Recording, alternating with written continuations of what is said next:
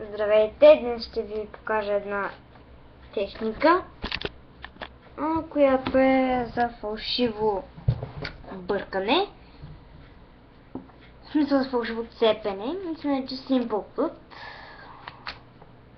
Няма да бъркам. Ето, ще покажа, че съм подредил картите в цветове. Смисъл, това тук не съм. Да, подредил съм ги по цветове, ето червени и черни карти. И така, първо ще представя Simple Cut, после и ще кажа как се прави самата техника. Влезе нещо е такова. И естествено реда на картите е запазен. Сега, как се прави? Препоръчвам да вземете по-малко тесте, понеже с голямото е по-трудно. Аз ще се опитам да направя с голямо.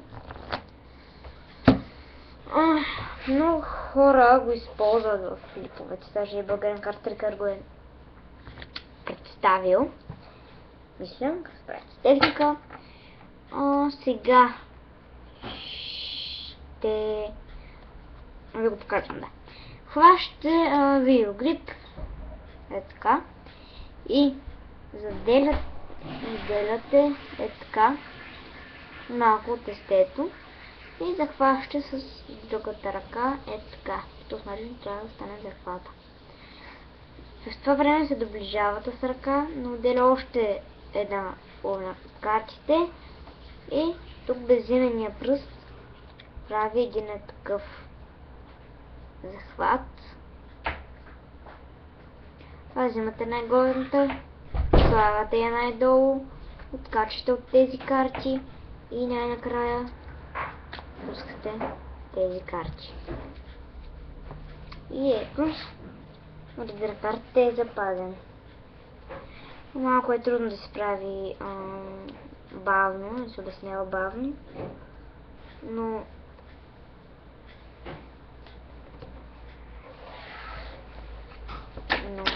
все пак става. Да, това е. Ще добавям нови плейлисти. И така. Така пак трябва да изглежда.